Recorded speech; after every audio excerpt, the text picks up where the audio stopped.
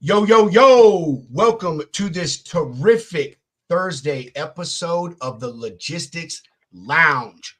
We appreciate all you lounge lizards joining us for this episode today. As you can see, we have the amazing superwoman Ingrid Brown in his house, and some random guy who just joined our thing. We've been trying to kick him out, but he won't leave. We also are going to talk about the news tonight, transportation-wise, or some transportation stuff about some recalls. Y'all know we like to keep all you drivers up to date on recalls when it comes to your equipment. But before we do all of that, Hunter. Hit it.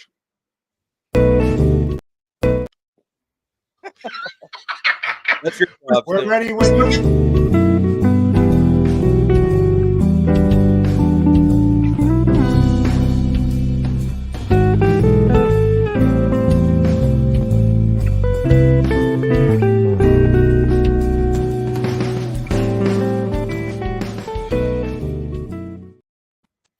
All right.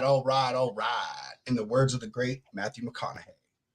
Yes, sir. Miss Brown or Mrs. Brown. I don't know if you're married, but okay. Miss Brown, how are you doing today? How's the day, the week, the month, the year? I'm great. I'm even better now. I mean, who wouldn't be with the three of you surrounding them? I mean, come on now. Come on now. You said Matthew McConaughey, and I'm like, God, he's good looking. And then I'm looking up and going, well, dang, I got three that's better than him. Thanks for having me. I don't know about that, but thank you for gracing us with your presence. Like, seriously. It's a good woman right there. Very hard-working lady. Agreed. I was just telling her backstage how I followed her for so long and how much I respect her, and I've never even talked to her. I've just seen her content and her on people shows like yours, and she's done some things with women in trucking and some other stuff. So yes, we're so to have you. Yes, very much. John, if you want to jump in here in a bit, man, we'll give you a link. You can join us. We'll just have to let Ingrid get her time in. Of course, two of my favorite people, Ingrid and Cowboy. Yeah, Stacey. Love Stacey. She's a bomb. She is the bomb. I met Stacey at Women in Trucking Accelerate Conference this year, and it was like, I gotta go. I have to go there. Yes, you have to. You've got to come this year. I know her picture. Yes. What does she do? She's an operations manager. Is she? But okay, she does more than that. She does more than that. She's just amazing. Yeah, we're gonna have to get with you, Stacey. We're gonna have to get with you. We're gonna have to have you on in March, Stacey. March is Women's History Month, and so here in the lounge, we are doing a ton of highlights on amazing women in the logistics industry. So we definitely got to connect and see if we can make some things happen. Jeff, the bodacious Cadillac Cowboy, how are you doing today, sir? I am doing good, and I can definitely vouch for Stacey. I've met her. We went out to dinner. She is a wealth of knowledge. She would be great for the show. She's an excellent person and definitely a huge supporter of WIT, women in general. She's just a really good person. Really good. Yes. Awesome. You'll love her. If you love her. Yeah. Hey, Jeff, we your word is bond here. So if you say she's amazing, we have nothing but to take you at your word. Yep. I have to tell a story on her, though. Okay, are y'all ready for my story time? It's Stacey's story time. We were at WIT this year. I don't know. I think she just left. She's not watching anymore. We were at the conference this year, and they had Vegas night. Okay, so everybody, people were dressed up, and it was crazy. Some of the outfits and stuff. So they had this Elvis guy, and I'm probably going to get kicked out of WIT for saying this, but oh well, that's just me. They had an Elvis guy come out. Now, guys, he's not the one that would marry people in Vegas, but I would say he probably would marry people over in Reno. I don't know. Anyway. I don't know where this is going. Is there a giant birthday cake involved in the story? Yeah. Good one, Hunter. So anyway, so he comes out and he's on the floor and he's like doing his Elvis thing. And so we're like pushing our little Kaylee McCall, who is our driver ambassador, and she's decked out in Vegas attire. If you haven't seen Kaylee, you've got to meet her too. Anyway, so we've got Stacy with us, and I'm pushing her out to go with Kaylee in the middle of the floor with all these thousands of women watching. Stacy's like, back up, going, I am not going with this Elvis. It is not happening. So if she ever forgives me, Stacy, I would say I'm sorry, but I'm not.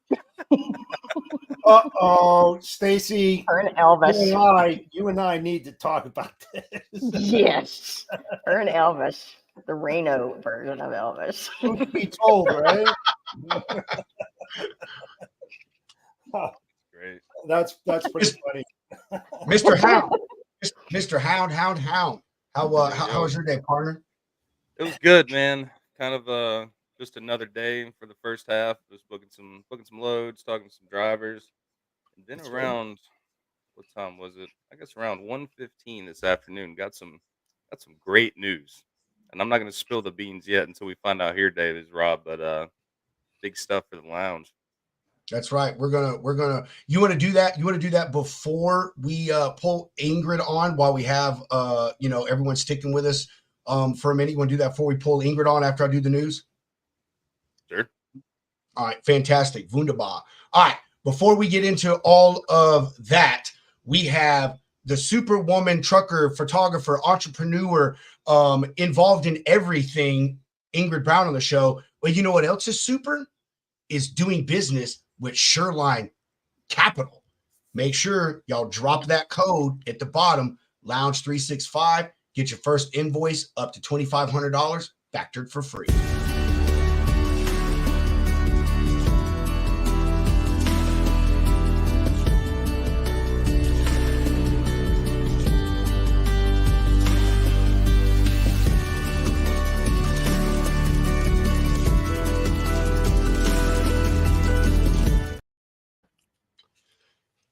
When it comes to factoring things in, factoring in your rate that you're going to send off to your shipper, or you as a carrier is going to send to that broker, you got to have accurate information that is updated consistently. And you need to be able to get reports and all this other data that helps you make intelligent, informative decisions so you can continue to make the most money out of your efforts. Welcome to the future of trucking with Lane Runner. Up to the minute, trustworthy spot market freight rates. Experience real-time, full truckload spot market rates at your fingertips. Stay ahead with our advanced rate alert system, ensuring you never miss a market move. Gain insights with our detailed high and low paying lane reports. Make informed decisions with comprehensive market reports tailored for your business needs. Lane Runner, accurate, real-time spot market freight rates at your fingertips. Efficiency, reliability, and profitability all in one platform. Join Lane Runner today and take your logistics to the next level. Spot market, spot on. Boom. Hey, Boom. Let me say this. All right. So Hunter and I have eight free lifetime memberships left to give out. We gave one to Darting Uphill, who has been on the show, and we gave one to King Spud, who has been on the show. Lane Runner is fantastic. If y'all want to get a lifetime membership, just shoot Hunter or I a DM and tell us why you think you deserve it. The best, funniest, craziest story wins. What'd you say? So that's 8 free subscriptions right there. That's eight. You threw up the threes. That's 8. Lifetime subscriptions. Lifetime subscriptions, dude. It's like, you go on their website, do the math. That's like, I don't know, 50, 60 grand. I'm being serious. Like over the lifetime, if you're a broker, and it's just getting better. I know they have some announcements coming out here soon, so hop on. They do for sure. Wow. Yeah, they're really awesome. Good people. They're trying to take down the 3-letter monsters. That's what we call them on the show. Ingrid, that's the TADs, the STIs, the LQTs, those. And all you got to do is just put those in reverse, and you'll know what we're talking about. All right. Before we get into talking with Ingrid here, we got a short little news segment. Again, going to touch on some recalls from Kenworth and the Navistar engines. Again, y'all know we like to try to bring as much information to all of y'all as we can, whether you're a broker, a shipper, or a carrier. So we will get right into that.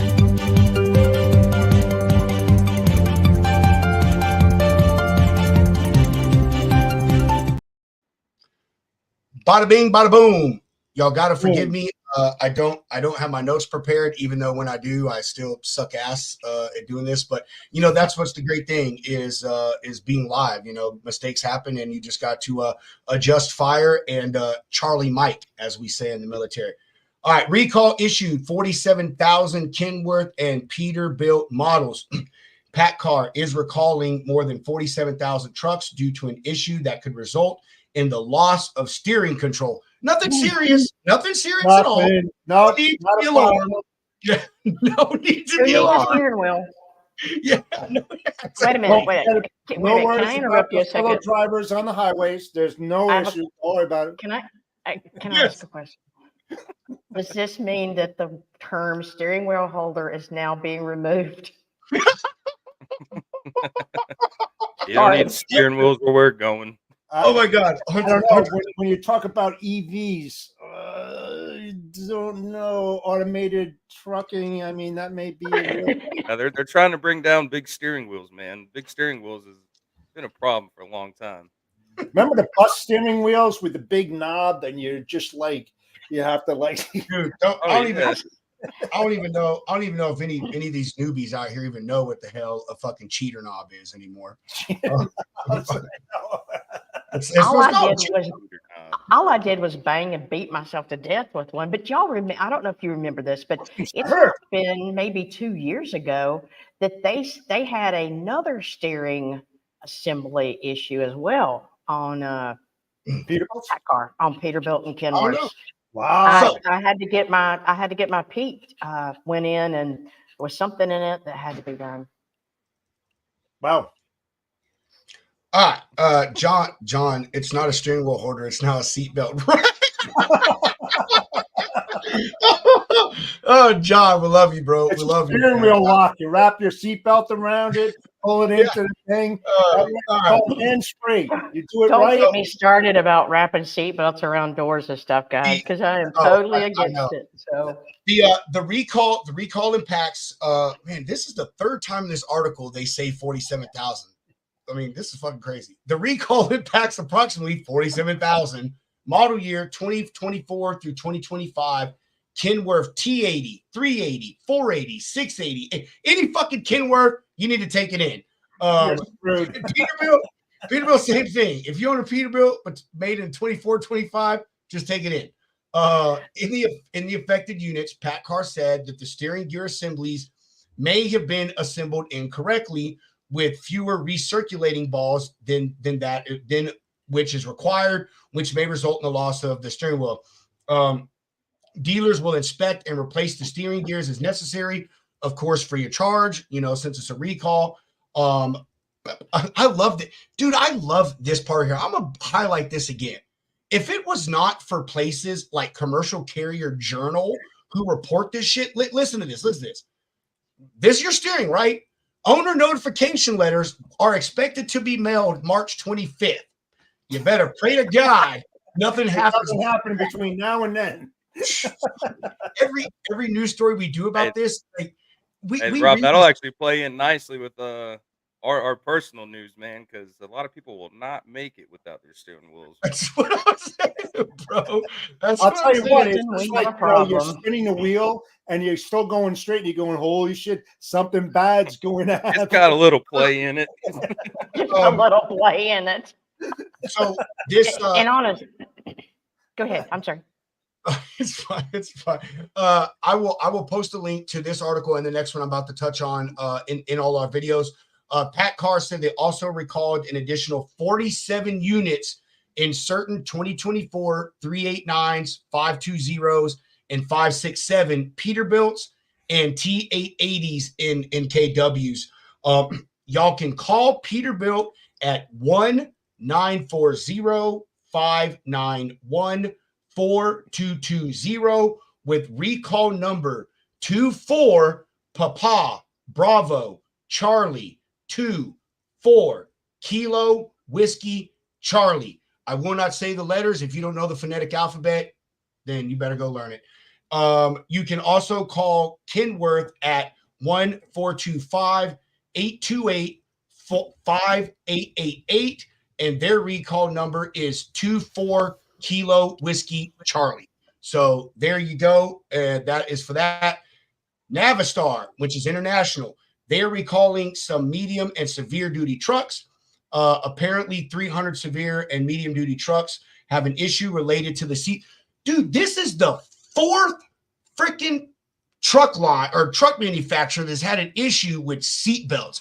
Again, no need to be alarmed. If you get in a wreck, your seat restraint may or may not keep you in the fucking seat. We don't need no stinking seat. Yeah, who needs them? This shit is ridiculous, man. We're For 2020. locking your doors. Yeah. The recall affects approximately 297 model year 2024 international HV and MV trucks in the affected unit. The driver's seat's belt, tether, bolt. Bro, the same thing is with those box trucks we talked about like a month ago, Hunter. The driver's seat tether bolt may not be properly seated in the anchor, causing a bind in the anchor point, which could result in the seat belts not restraining the drivers as intended. Oh, can you see it? Look at that right there. When are the letters going to be met out? March 18th. Boy, you better pray to God you don't need your seatbelt before then. Owners can call Navistar customer service at 1-800-448-7825. Recall number is 24501, or the National Highway Transportation Safety Administration. Gotta love government acronyms. Recall number is 24 Victor 026. And as y'all can also see, truckers have been barred from I-20 construction zone in Louisiana. Yeah, pretty interesting stuff right there. Yeah. Any comments, questions, or concerns? Yes. I don't know. I mean, I'll tell you what, with the recalls and everything, and all of a sudden they show a picture of a tractor trailer laying on its side on whatever. If you're reading, it's just like, don't worry about it, guys. Listen, we got you covered. No issues. Almost every single Peterbilt that we've ever made in 2024 into 20, don't worry about it. We got your back. You're not going to die. You might crash. You're not going to die. Don't worry about it.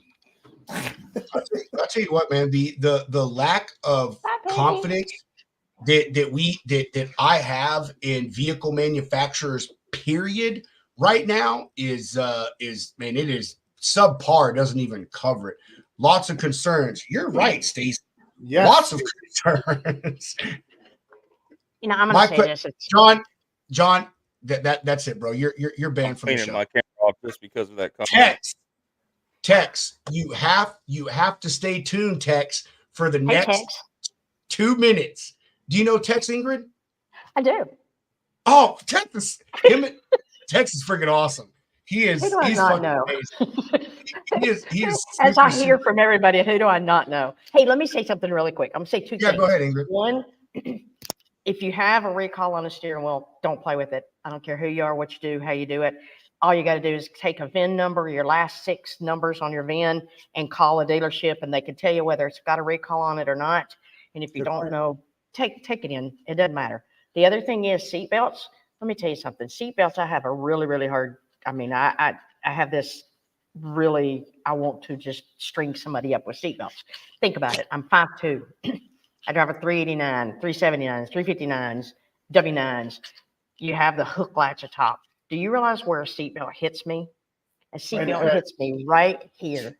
Do you realize what happened? I never have, but never say never. If I ever rolled a truck, what's going to happen?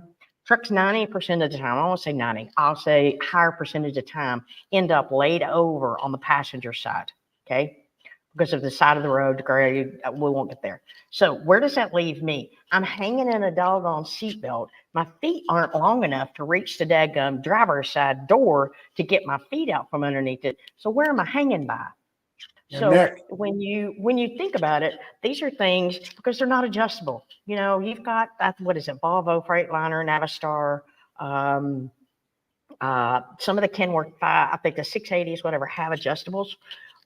The W9s, 389s, and all those, but nothing's adjustable. It's still the same old seatbelt. So that's where I have a major problem with this, And also, let me go to this last one. If you're speeding through a construction site and I find you, I'm going to run over you. I feel you on that. I not the person working, but the dummy that goes on the. I'm sorry. I grew up and I have been raised and I have worked in road construction my whole life. That's what my family has done. And I'm going to tell you, whenever you have an employee get killed because somebody just could not slow down. And because they honestly don't care. If you're speeding through a speed zone, it's not because you're in a hurry. It's because you don't care. You do not give a shit. So either slow down or back up. Hey, okay, that's my thoughts. Sorry. Hey, I want to say before we get into our quick little news thing, I want to add to that. You want to know what one of my absolute huge pet peeves is for people when they're driving is fucking school zones. I want to run. I'm serious. Like, I know this stuff. I want to just slam into fucking people. It's like, dude, it's 20 miles an hour. There's no need to be doing 40 and 45. Like, if it was your kid that got hit by some asshole doing 40 miles an hour like you're doing, you would lose your freaking marbles. It's sad. Tennessee don't play about school zones, man. You got your phone in your hand. They're taking your license. Like, they do not play around. And rightfully, slap on the wrist. So. Right, exactly. Rightfully so, man. Okay, Hunter, man, broski, do you want to release this amazing, spectacular news that we just got? I don't know what, Hunter, 40 minutes ago? About an hour or so ago. But I don't know what you guys are doing at the end of March, specifically the dates March 21st through the 23rd. But the Logistics Lounge will be at the Mid-America Truck Show. We got our media passes today. First big step in the right direction. So we're pumped. Dude, it's about to be a party. Did you not make the video? I did, but it's just for social medias. Do you want me to upload it for you? Dude, that was a sick ass video that you made. I'll upload it for everybody. Come on, Hunter. I just said you were cool. Hurry up, Hunter. I'm on the verge of losing my job here, so give me a break, okay? Oh no, here we go. Yay. Boom. See, that's more for social media, but yeah, we're going to Matt's. See y'all. Congratulations, guys. That's awesome. Thank you. Tex, we can't wait to see you there, brother. Hey, it was your information that you gave us that helped us get this done. So Tex, we so appreciate you. Stacy, yes, we will see you at Matt's. We're going to talk to everybody. Everyone. Hunter and are you going to Matt's, Ingrid? Oh, bro. Hunter, dude, man. We need to figure out a time where we can all eat dinner one night. Yes, for sure. Have a lounge evening. Oh, man, I love it. We are so going to kill it. Oh, we're so going to kill it. It's better like in a ballroom. Dude, it is amazing. We have had 6-pack of Shiners. Dude, for sure, brother. Hey, you know it, Tex. You sure you don't want some Lone Star? Texas is gonna get what I'm saying. I don't think they sell Lone Star outside of Texas, but he's gonna get what I'm saying. Oh, that's good shit. Okay, without further ado, we have bullshitted long enough. And we are going to get on to our special guest here. Ingrid, again, we so appreciate you coming on the show. The floor is going to be yours in approximately 10 seconds.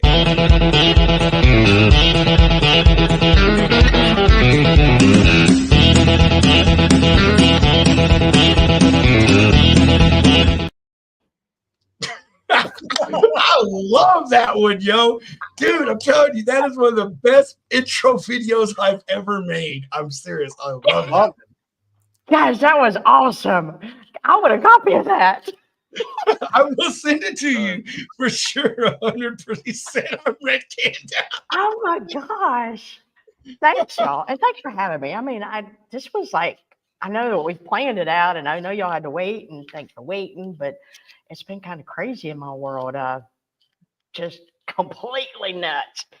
God, I don't know where to start. I'm just so appreciative and I appreciate y'all doing this. And it's just like kick back, have fun, and just not have to be little miss. I gotta be like behave. We are so glad that you see that, because that's the whole vibe here, man. It's about at the end of the day, whether you're building Ford's 4PL system or you're fucking driving badass rigs and taking sweet photography coast to coast. Like at the end of the day, we all just want to Netflix, drink beer, and talk freight, I guess, so that's it. That's it. Exactly. I got my GIF here behind me. I mean, I ain't GIF. I tried to listen. Do you know what wait a minute. See, do you know what a roll of duct tape's good for? Oh, a shit ton of stuff. Don't get me started. I can tell you. The best thing it's good for. It's good for the small jar of Jif, and you set it down in it and take the lid off, and you can eat spoonfuls of it going down the road. Oh my God.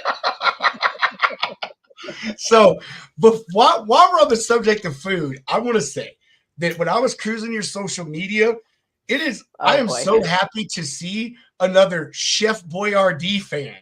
I don't think people realize that Chef Boyardee is like the staple of any trucker's food pantry. Like, hey, Ingrid, I wish my Facebook hadn't got shut down, because I literally had a picture when I worked for US Express. I was delivering in the middle of fucking nowhere, Virginia. You couldn't leave the grounds. They wouldn't let you inside to use the microwave. You peed in a porta potty. I had no cell phone service. I took two cans of Chef Boyardee Sketty and meatballs and put that shit on top of my manifold in my truck, like you do in the military, heated it up, and I literally took a picture of it, said, like, here's my dinner for the night. It's Chef Boyardee. Let me tell you a little story about the Chef Boyardee, guys. I started doing it when I was going to just everywhere. I mean, I was in Montana, I was in Alaska, I was in Springdale, Arkansas. I mean, chicken plants, whatever. I had my Chef Boyardee sitting on the and just popping pictures. Well, the crazy part is News Nation. You know who News Nation is? The big news deal.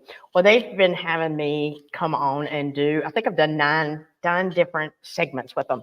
So the producer calls me and he goes, why are you not like making a living off of just taking pictures of Chef Boyardee? I said, what? He said, do you realize you could make a living off of content on social media of just Chef Boyardee pictures? And I said, no, you can't. He said, try it. I literally tried Chef Boyardee pictures for about a week, and it was crazy, the people that wanted to see the Chef Boyardee cans either on my door or on my dash. And I'm like, you people are weird. I ain't watching y'all put Chef Boyardee anyway. I wish I could find this guy.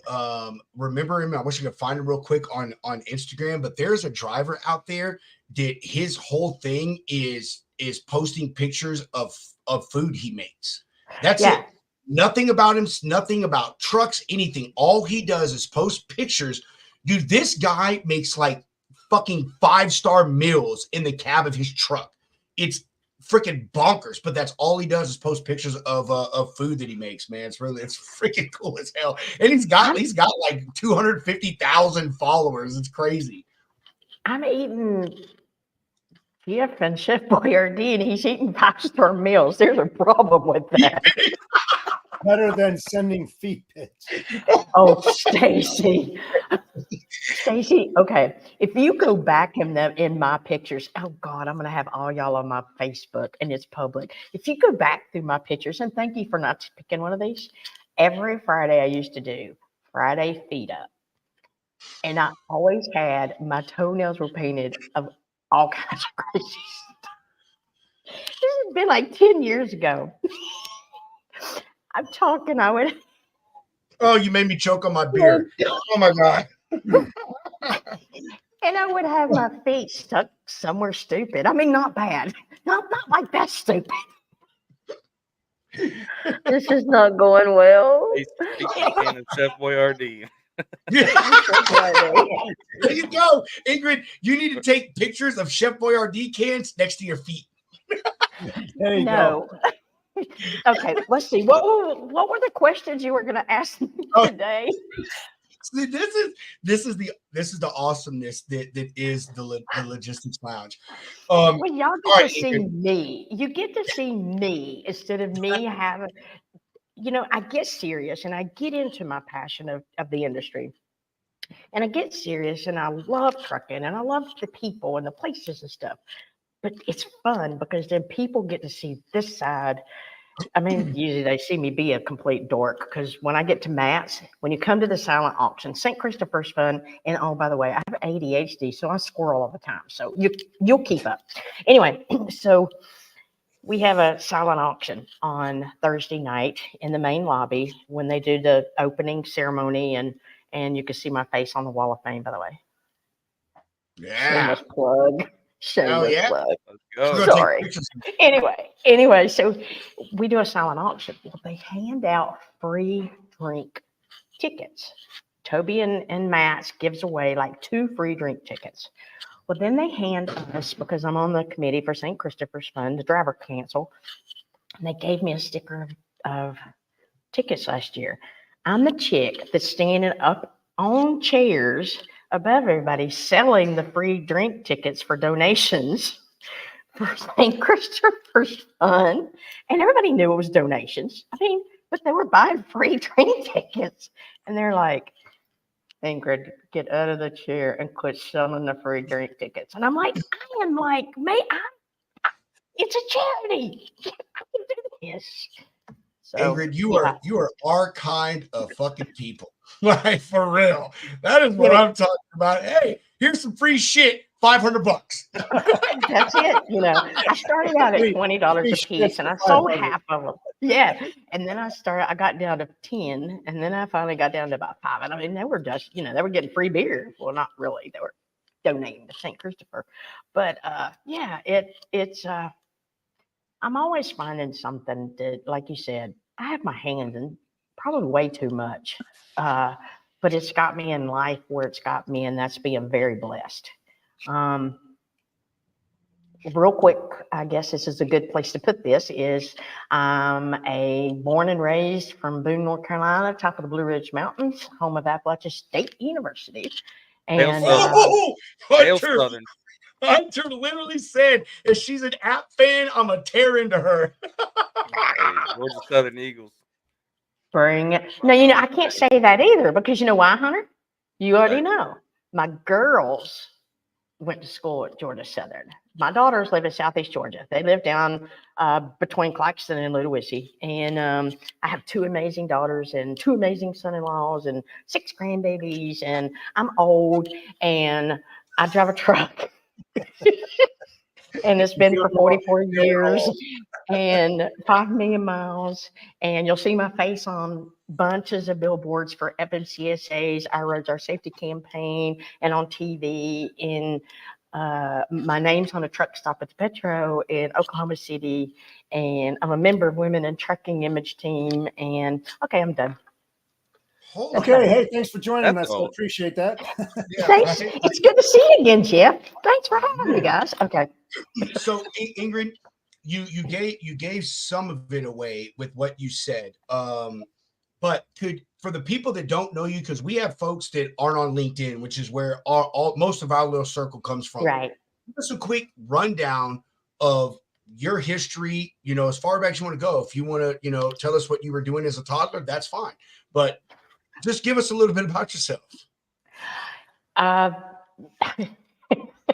Jeff, he's like, like when you're a toddler. Do you realize we'd have to go back 62 years? Come on, guys. I mean, you don't ask a woman their age, but that was a good way of leading into asking my age. You Can said I the make- woman back then. Can I make I want to say something real quick. Hey, at least yours is only 6 decades. If we had to go back to Jeff's, we'd have to go pick up the Bible and look at the Old Testament. Hey, thanks for having me on, guys. Appreciate it. See you later. Okay. In all seriousness, I'm a native of Boone. That's where my home is, and where I was raised. I started trucking. My dad had a road construction company. I grew up in that, and I always say I'm the other boy he didn't have besides my brother, because I loved equipment and I loved getting in the dirt and I loved figuring out how to build roads, and I learned to do that pretty good. And I figured that's what I would do with my career, going into, civil engineering. And so I started pulling stuff at 18 as soon as I could. And we had too many dump trucks, and we had moving asphalt, pavers, and then our tankers, and we had asphalt plants and all that stuff. I just decided, I could have done quite a few things in life. Grew up somewhere, sometime through the winter times when my aunts and uncles were down at the tomato farm in Florida. So I grew up around Pompano at the market and things like that, and just wanted to get out. I kind of probably disappointed my mama because she didn't talk to me for a few years when I didn't marry the local lawyer's son, and decided I wanted to drive a truck. Over the years of driving that truck, I have been an independent owner operator, sole owned woman business, and up until September of 23, which is just a few months ago, actually that put me at 44 years of driving, and I do have over 5 million miles, safe driving miles. Thanks, guys. And I have been blessed with so many things in this industry, but the biggest reason I'm out here isn't because of freight. It's not because I love to see, I think it's cool to say, hey, I'm a truck driver, but it is cool. It's because of people. It's because if I wasn't a truck driver, I wouldn't know you three. If I wasn't a truck driver, I wouldn't know that little itty bitty town that sits east of Spokane, Washington, or I wouldn't know, where Maine is, and know the greatest lobster haulers in the whole wide world. I wouldn't have been hauling explosives to Alaska, God, I can't even tell you. I always say I don't have to truck. I love to truck. And my whole thing is I never went after anything that I've been blessed with in the industry. I have literally wanted to give back. And I am such a persistent little shit that if I want to give you something or do something or show you something that I think can help you and you don't want it, I'm going to talk you into it. And I'm not going to give up till I do. Paying it forward is my biggest thing. Safety is huge in my life. Do I do everything right? Right. Come on. I ran North Carolina to California for 30 years. So come on. We know that. So, what is that? So it's not like I am just like this. What? I get called a prude. Do you know how many times I've been called a prude? Everybody y'all that's called me a prude that's watching this, that's not nice. I'm not a prude. But I've done my share of breaking the law. I've chosen diversity. Diversity meaning in my freight. I've owned a flatbed for 7 years. I've hauled cows, reefers, dry vans, everything except, hoppers, tankers. The only thing I haven't hauled is car hauler, and I'll tell you why. Because you have to get the car on the top deck. Well, my ass is wide enough. It's not going to get out through the window, and I'm going to end up on my head on the ground, and it ain't going to happen. I'm not doing it. Look, man, Pedro's all choked up over that. I am, bro. Hey, Listen, it is that serious. I am not going to haul cars because I can't get out the freaking window. I promise you. And my butt is not going to fit when you have to open the door that far and walk down the side. I scoped it out. I have scoped it out. I have stood in the truck stop parking lot trying to figure out how Can I do this? do this just so I could say I did it. Nope, ain't happening. So, and I'm always a goofball. But at the same time, every time I try to be a goofball, I hope there's something behind something that I say. That freight and your niche in freight is a wonderful thing, but you've got to diversify before you figure out what your niche is. You can't just Very true. say, I'm going to go pull reefers. And then social media is fantastic of everybody on reefers cutting down everybody else and drives, pulls another commodity, and they have no clue because they haven't done it. So my thing is advice and opinions are all like assholes. Everybody's got one. And if you don't have the experience to back it up, I love you. Just say it the way it is. Literally That's just damn said that awesome. shit yesterday. Opinions are like assholes. Everyone's got one. Oh, I love you, Ingrid. I'm sorry. Here's the thing. I just realized we really are live. She's like, holy shit. Oh, we're just still chilling backstage. I'm just like, I'm enjoying y'all. But anyway, Well, there goes the seriously, logistics rounds. They're going to get canceled. exactly. Well, Ingrid, you were supposed to speak at this conference. And oh, by the way, you were supposed to do this really exciting thing I can't tell you about till February 14th. We might decide you might not need to do that now. But I don't care. It'll be it ain't a big deal. Yeah, like John said. John.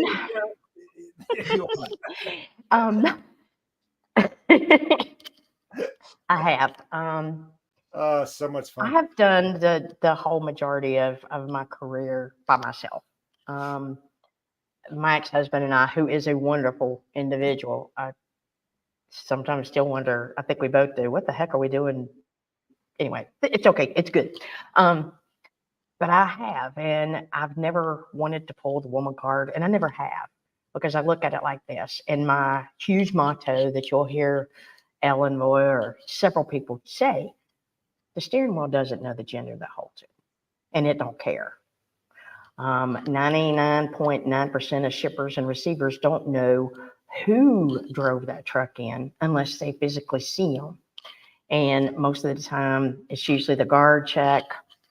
And when you go check in, you don't know if the female drove in or if the guy drove in, So, the way I did it through all these years of when there were only, I'll tell you that in a second, when there were none of us really out here, when you very rarely saw another one, and you were one of the guys. When I say you were one of the guys, that meant that you worked and did your job instead of expecting to be accepted by guys. You just worked and did your job, and you earned the respect. But the thing is they gave you the respect. You never had to command it, demand it, expect it, whatever. It just happened. And, I got stuck on a load because I knocked my ladder down sitting in the rest area in Ottawa, Alabama one day. And I'm sitting on the top on the end of my load because I had to kick my two porters back in. I sat there for about an hour and a half, and I finally got a guy came up and he looked up at me and he goes, looks like you're in a pickle, aren't you? And I'm thinking, well, you're from the South, aren't you? And I said, yes, sir. He said, well, how are you going to get down? And I said, well, I haven't figured that out yet, but I'm going to be really humble and say, sir, could you please help me get my ladder back up so I can get down? And he said, absolutely. And I found that little things like that sound so menial and so not really important were the important things that it didn't matter if I was a guy or a girl. This is how you help each other, and this is how you get help from each other because you ask. I don't care to ask for help, and it's been this long, but I will get out and ask you to watch the front of your truck and the back of my trailer when I'm backing in beside of you for two reasons. One, so I don't hit you, okay? Two is the fact that it makes a communication and it makes somebody feel like they're needed as much as I need them. And if I can give that, then that to me means that I'm trying to give back some little bitty small piece back to the industry. And that's just been me. Wow, man. I think that I just went over my baggage limit for the airline. Lot to unpack. Want to ask you this first thing.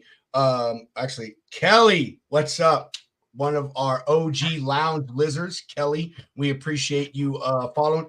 Kelly, if you don't follow Ingrid Brown, go follow her on LinkedIn. Kelly is an amazing lady. She is not even in our industry, but she is so connected with all the movers and shakers. It's so freaking crazy. All right, Ingrid, you said you've done a ton of freight. I want to say that one of the things that I've never done that I think is so cool that you did is pulling a covered wagon. Like, that's just pretty sweet. Like, and for all y'all watching, if you don't know what a covered wagon is, that's a Conestoga. Okay. All right. I thought that's pretty cool. I saw some of those pictures. I thought that was really neat. What has been your favorite type of equipment to haul freight in? A cow truck. Really? I love to Full pull haulers are cows, and different. I love to haul. And here's the thing, I don't love it because it sounds cool. Okay, I mean everybody makes it out that it sounds cool. Okay, I love it because you know what? I have responsibility for something that depends upon me. I have responsibility on a life. Okay, that life may be going to the slaughterhouse or kill plant or whatever. But the thing is it's my responsibility to take care of that animal from start to finish of my trip. And it just gave me that sense of more of an accomplishment. Every load I've ever hauled in my whole career, it didn't matter if it was toilet paper. I mean, sorry, all y'all that ran out of toilet paper during the pandemic. Ingrid had it. I didn't feel sorry for you. No, I didn't have it. I was hauling the heck out of cabbage to Hunt's point. But it doesn't matter what the product is. I can't really even say that I mean, I love the livestock because it's an accountability to myself. And I'm also knowing that somebody else besides a receiver or shippers dependent upon me. I've had one get down and I poured Gatorade down her throat. It was hot and thinking, oh, well, Gatorade helps me, so I'm going to give it to her. Every load means that I've made an accomplishment because I have safely made from point A to point B and all the obstacles in the way. Okay. And all the obstacles in the way, whether it's people, places, equipment, commodity that's in the trailer that decides to jump around or whatever. But I guess the biggest thing is I have never, and I will never, I'll go to my grave with this. Every time I unload a trailer, it tells me I just did something for somebody else. Yep. There's not a load that anybody delivers in this country that they're not doing something for another individual.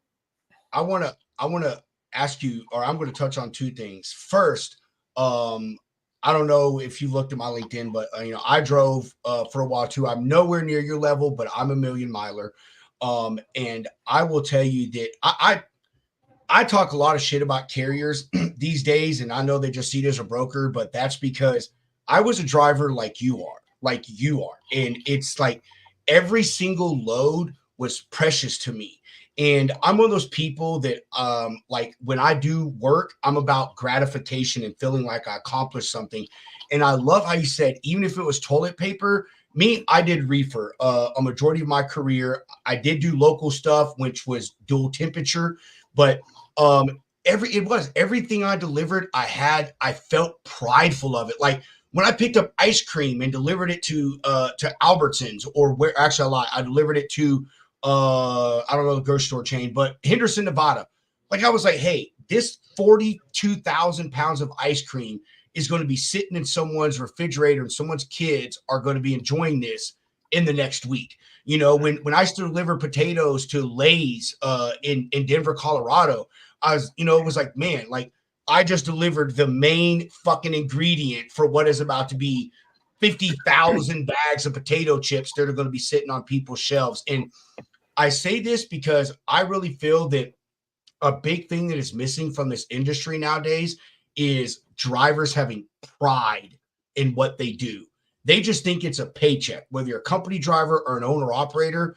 And I'm telling you, like, pride in what you do, whether it is building a house or driving a truck or fixing someone's stinky toilet as a plumber, like, if you are proud of what you do, like, it really does make it worth it over everything else, all the bullshit that you may go through to deliver a load. Like, once you get there, like you said, Ingrid, back up to that dock and they unload it, you pull out, you close your doors, you give yourself a pat on the back, you know, yeah, you're like, hell yeah, like I just delivered this thing, you know what I mean? So, Yeah. I will tell you another side to this. I had the pride in the whole wide world of about, you know, the load has been delivered. Here's a little bitty con that's huge about Ingrid, and that is Ingrid got in the mindset because she spent too much time in conversations and listening to voices all around me talk about the industry today. About 3 years ago, there was a conversation happening around me about steering wheel holders and the new generation, and you know, they're called names and they don't know what they're doing and they don't need to be trucking, and the industry went to crap because of them. And here's the deal, guys.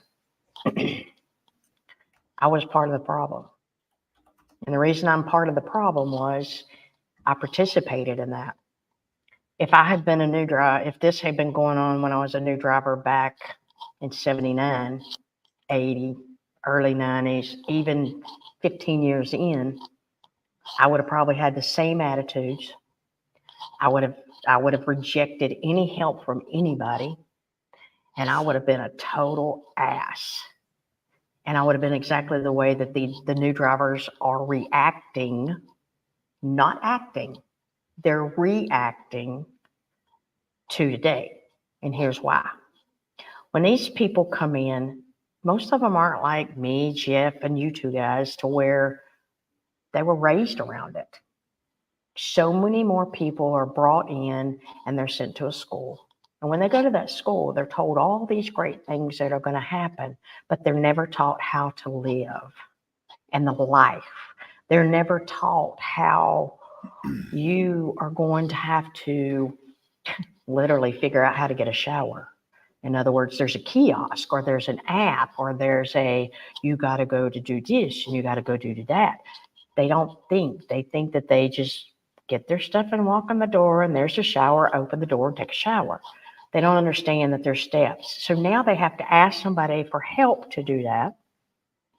And now all of us that are older generation drivers look at them and go, you're an idiot.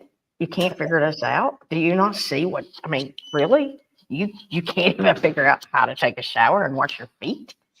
And it's like, I was part of that problem because I was one of the ones that was sitting back and saying, what do you mean you can't get in that dock?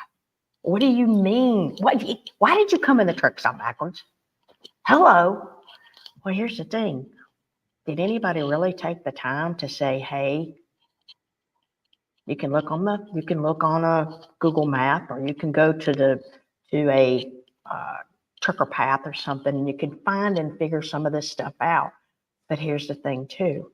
They only have training for what? They go to school 4, 5, 6 weeks, whatever it is. And then they're put with a trainer. I'm finding that most trainers don't have that much more time than what they have. Okay. So now you have two people that are just trying to figure it all out by themselves.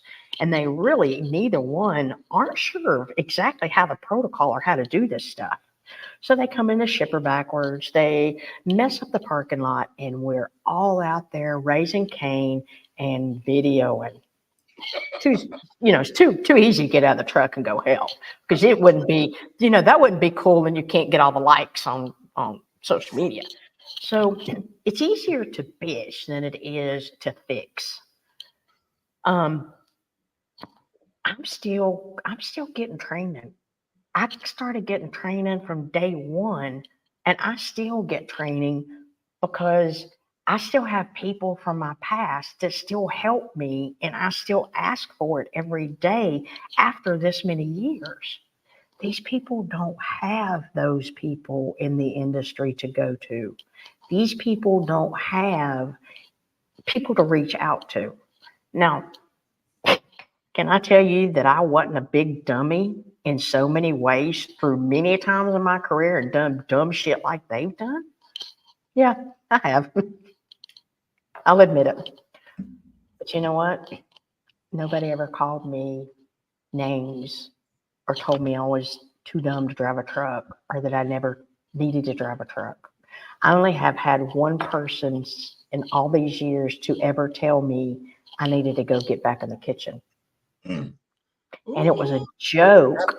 fuck, And bro. what happened with it, he did it on Sirius XM radio. And I called in and I started laughing.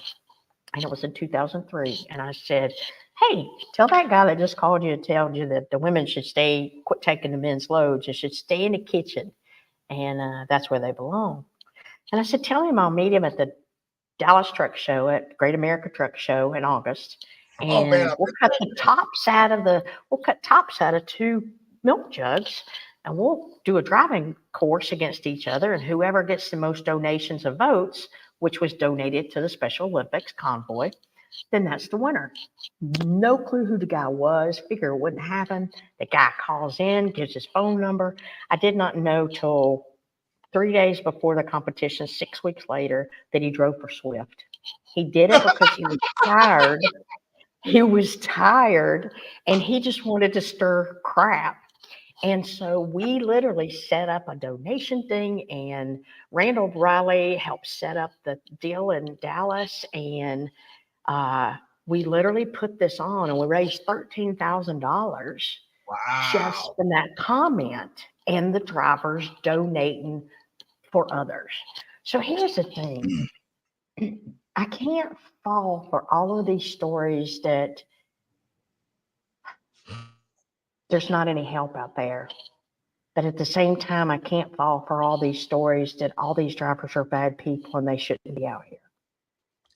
They aren't given a chance. And the ones that don't give them a chance are people just like me that have been out here and we don't remember where we came from. Man, And I turned it around 3 years ago, and you won't hear me say it again. And I've tried my best to do whatever I could and however I could. Some will accept it and some won't. I understand some of the defensiveness. I'd be the same way. Ingrid, that is wow. That is mighty humbling, even to myself. Again, I mean, I don't claim to be the best driver that ever lived. But like as a broker, you know, I deal with them every day, and the stuff that I hear, it's like, dude, are you kidding me? Like, bro, like that's every day for me. Like, you can't drive 500 miles. Like, are you fucking kidding me? I used to drive 700 in a 63-mile-an-hour truck. I don't want to hear that shit. I can't drive in the snow, bro. You better get the hell out that truck then, because I don't know what you're talking about. Driving in weather is part of your job. You wouldn't believe the amount of kickback I got from that. No, driving in the weather is not a part of being a truck driver. You were fucking fed the wrong information. I will say I so agree with you on the training. I honestly, as much as I am hard on carriers and drivers, I would love to be a driver trainer. And it's because like there's all of the stuff you just said. Drivers aren't taught stuff. I came out of the Army, Ingrid. I took my CDL test on my own. Like in the state of Texas, all you have to do is pass the written test and a driving test. I rented a semi truck and tested and drove it for 2 days and taught myself how to pass the freaking test. And to me, that's like, dude, like that's initiative. Like that's what you do when you want to do something and you want to be proud of yourself. Point is I was just fortunate enough to have a good trainer. All the stuff you talked about, not being able to get a shower. I don't know if trans flow stations are a thing, but back when I drove, like you did a load, your ass hustled to a truck stop as soon as you can to scan paperwork so you could get paid for that stuff. And I was that driver, like, like there were things I didn't know, even though I had a fantastic trainer. And one of the things that my trainer taught me that his mom and dad taught him, which between his mom and dad, they had 40 years of trucking experience at that time in 2008. I'll just say this. His dad was such a good driver. He taught me how to float gears in a city block. That's how fucking amazing. Yes. I mean that, but anyway, his thing is we used to sit in truck stops and people would be backing in or doing stuff. You hear all these drivers on CB, that fucking driver, blah, blah, blah, blah. And his thing was, he's like, he would get out of the truck and he'd be like, Rob, come on, we're going to help this guy back in. And I'm like, and he's like, yeah, he's like, dude, you are never, ever going to forget what your day one was like. And that driver may be doing this for 2 years. This may be his first week, but you don't know what's going on with him. He may have been driving for 12 hours. Dude's fucking completing it. We ran paper logs. You know how that is, Ingrid. You may drive for over 15 hours, but he's like, you know what? Instead of being on the CB and talking shit to this person, get out of your truck, help them back up. Yeah. When you see them struggling with something, like help them. And I'll say, I'm a big guy. I talk a lot of crap about the new drivers. I'm with you. And I don't know. It's what you said. It's because I wouldn't consider myself an old head, but I was trained by old heads, and everything I do to the day I stopped driving in 2017, GPS was not a fucking word in my vocabulary. Maps, because let me tell you something. Cartography has about 5,000 years of history behind it. It's not wrong. CBs, no drivers do those things anymore. So I'm with you, but that was very, very humbling, Ingrid. Even to myself, kind of made me think like, holy shit, Rob, you're a little rough on some of these people. They're not trained properly. This schooling, they teach them just how to pass the test because that's how the schools get the job. They don't take them to truck stop, teach them how to fuel, how to do these showers, how to scan paperwork, how to bump docks. Yeah, you can teach someone to back up, but as we all know, learning to back up and bumping a dock, two different things. It very, very much is. Here's my next thing is what, and you kind of touched on before, you've only had one instance of it, but how has your experience as a female driver been? You say you've only had one experience where someone said something, but like, have you experienced more struggles than that? Like, do you feel it's harder to be a woman behind the wheel than it is a man? No, and I usually stick my foot in my mouth when I start this. When I'm asked this question, like I said, and sometimes I think I'm probably good night, John. Nice to see you. Sometimes I think I'm a bigger hard ass than I really probably am. But I don't ever put myself in any situation whatsoever to get myself in a situation. When I say that, people say, well, that's impossible. Well, it must not be because it's happened for 44 years. Because if I have to go, like, instances, if I have to go to, I don't like going to St. Louis. That's one city in the whole country. I'm not comfortable being in downtown St. Louis. Usually if I had to go in there, it was stay outside and go in. Anywhere else, I mean, I used to park at the border at Otay Mesa. I'd sleep with the windows halfway down. And it wasn't a fact that I thought I was big and bad or I had anything to protect me because it was just me. It was a fact that I knew how to work things.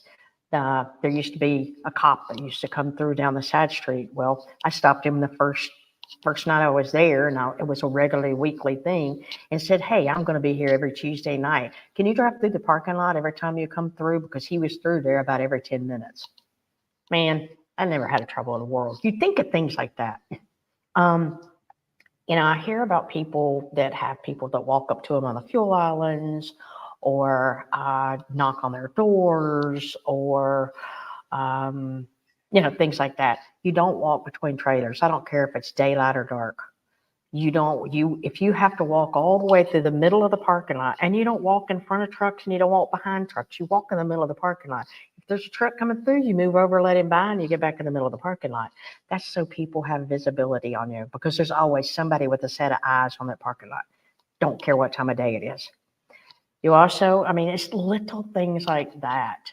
I've never spoken of where I'm going, and I never spoke. If I'm on a CB back in the day, I shut up talking pretty well about 5, 10, 15, 20 miles from where I was going to pull off and stop. You never heard another word out of me. Nobody saw where I got off. Nobody heard where I got off. Nobody, little things like that. And you have to find things that work for you. But I always say, if I got myself in a position that it caused a problem, it's because I put myself in that position to allow it to happen.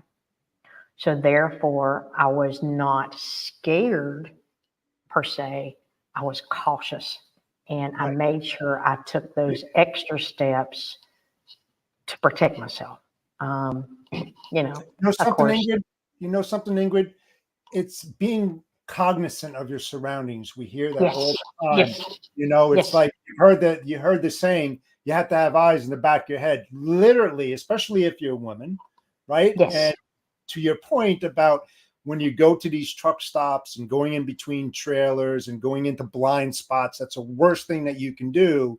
So before you even move, you should be looking left, right, turn around, look, see what's behind you. If anybody's following you or somebody's coming off to your side that just looks a little odd, you need to return to your truck or do something to protect yourself. Right. That's a true statement. It really is.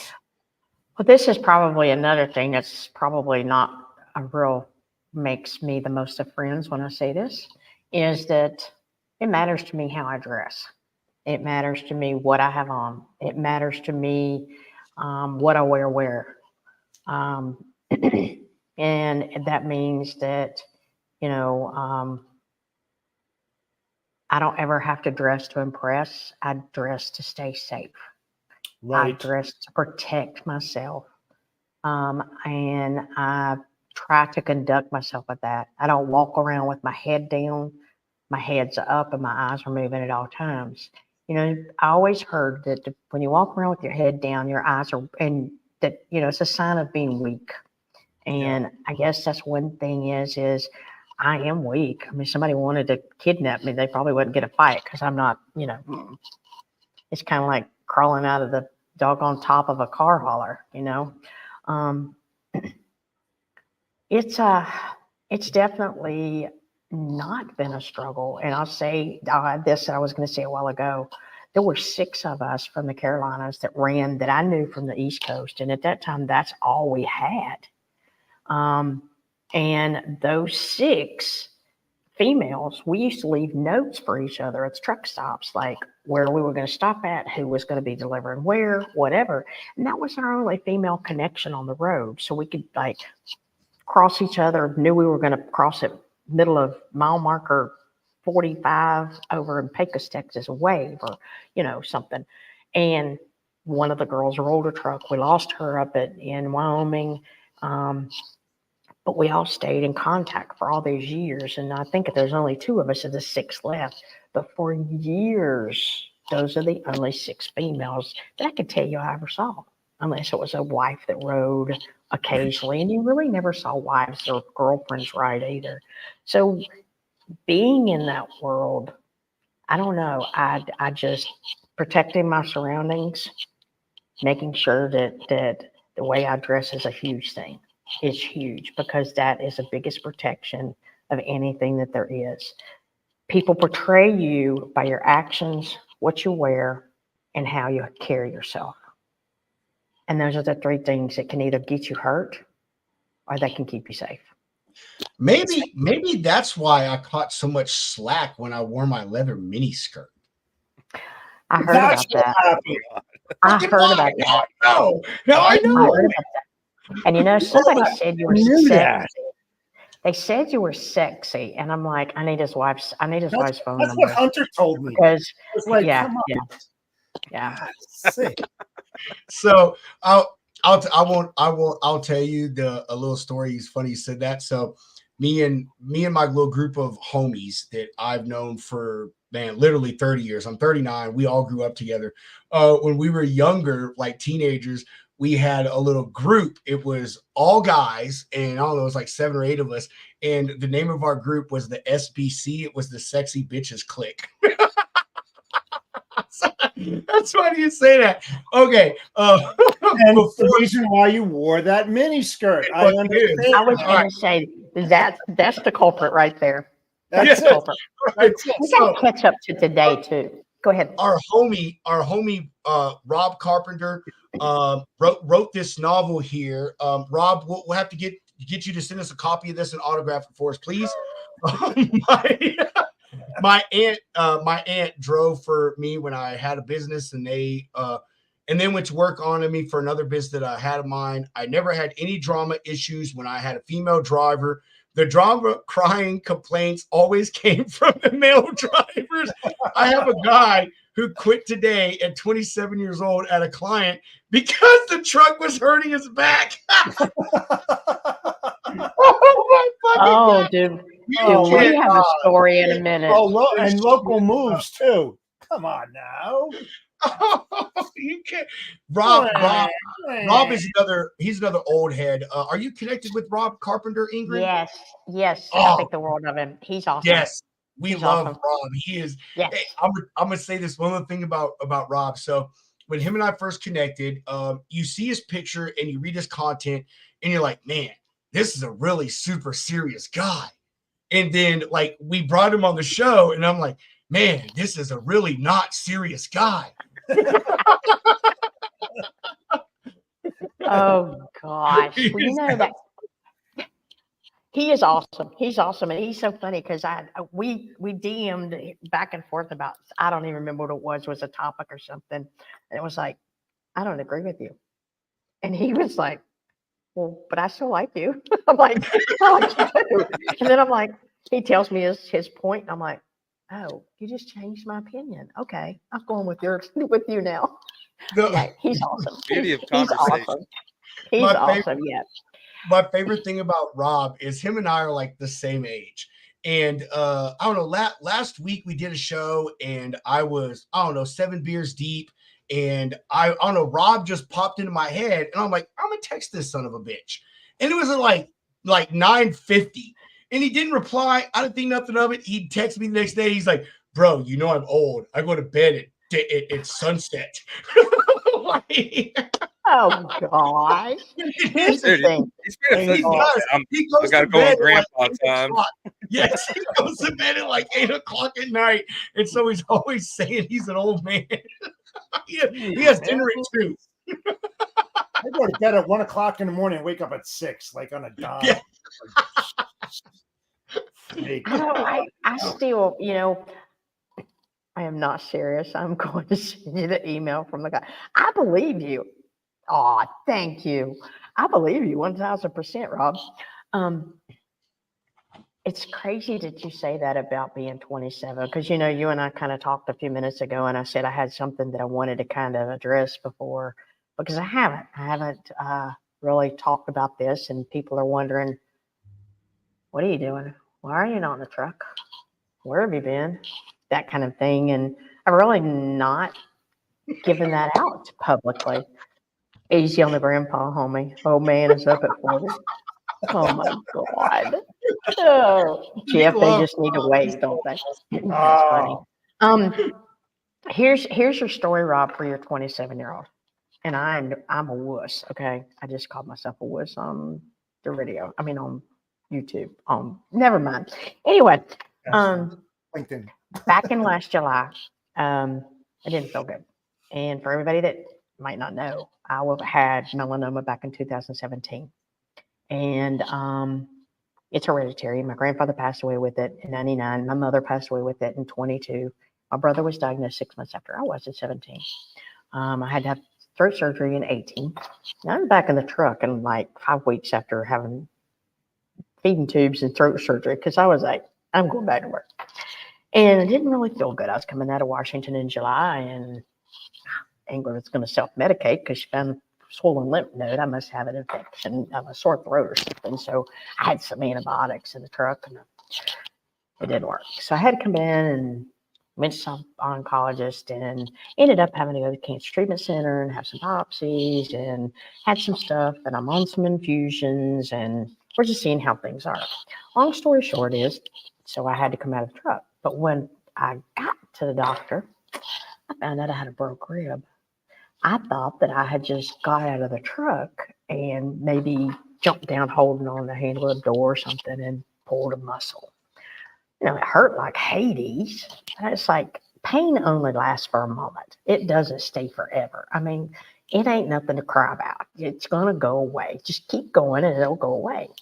So we finally found in December that it wasn't really healing, and I had some bone disease. So, long story short, a driver's help is something that, just like you were talking about drivers that said they couldn't drive 500 miles in one day. You never know what a driver's help might be that day.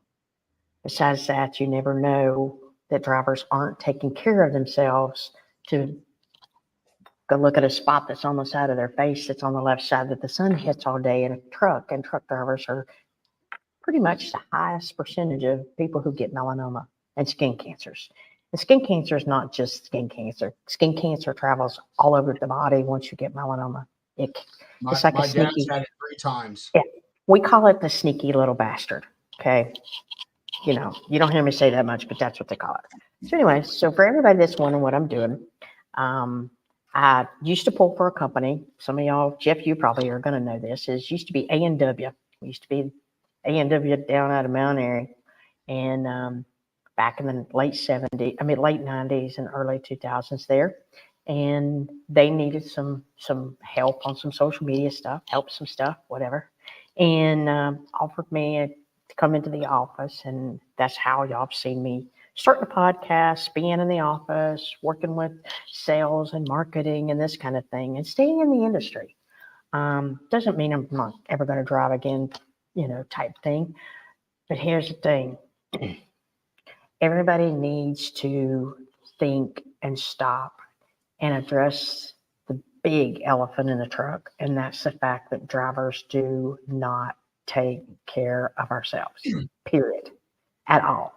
And it can be all the way down to not going and having colon checks, not having mammograms, not having skin checks, not having, all kinds of things, heart attacks. I mean, the whole 9 yards, your sugar.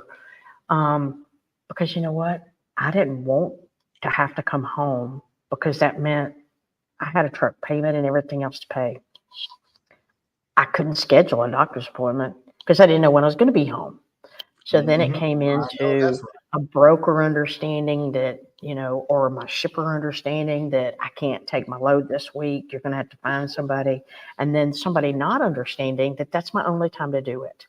So having that patience and having that understanding goes a long way when you stop and think.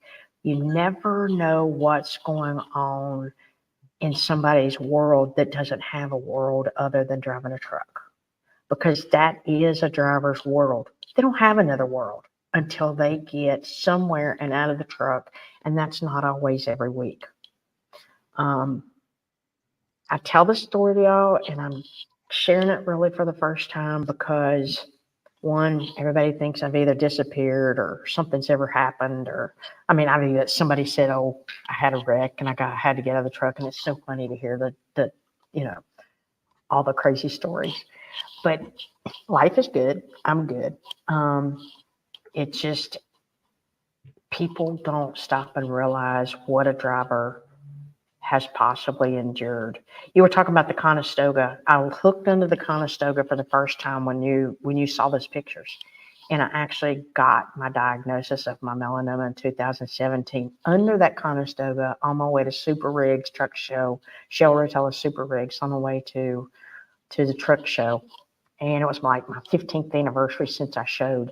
And I rolled up dirty with that Conestoga, and they're like, "You're a Super Rig and your truck is nasty." And I'm like, I don't care. It's my anniversary, and they just called and told me I had cancer. I can do what I want to do. So, it all comes with understanding. Stop and listen. And I guess I'm just that. I'll fight for the underdog every day. Um, it's just we don't know. We don't know. When you hear a driver's off, if you're listening to this as a broker or a shipper, and you're talking to drivers every day, and you hear that one of your drivers is off, ask them How you what's going doing? on. Ask them if they're okay. Let them know that they sound off, because they're not going to give it up to you. I wouldn't have given you this story if this one. Where's he at? He's over there. Over That, there. that Yeah. one. That one. Yeah, right there, right there. Yeah. That Oh, one. me? Yeah. There? That one. If I hadn't shared it with Jeff a couple weeks ago, probably wasn't it, Jeff? Maybe a month ago, and realized that I wasn't going to be judged for not being in the truck. And I wasn't going to be judged because I wasn't driving. And I wasn't judged because I'm not in a big shiny peak and doing my pictures and doing what everybody knows Ingrid loves to do. So just stop and ask, just stop and ask, hey, you sound a little off today. What's going on? Are you okay? Yeah. God bless you. Seriously. Yes. If Thank you. I may, Ingrid, make a couple of rebuttals to what you said, can I do Mhm. that real quick? Please. I'm done. First of all, well, no, you're not done. Oh. First of all, first of all, I love that you brought that up about the checking on your drivers. This is a story that I had not too long ago. My wife can testify to this, how much it fucking freaked me out. So I have a customer that they have facilities in Bethlehem, Pennsylvania, and Baltimore. I have a driver pool for both locations that literally I send an email. This is what I got. All of these are drivers that I know, I deal with. They're vetted. They're great people. I had one specific guy out of Bethlehem. His name was Elizer. Super cool guy.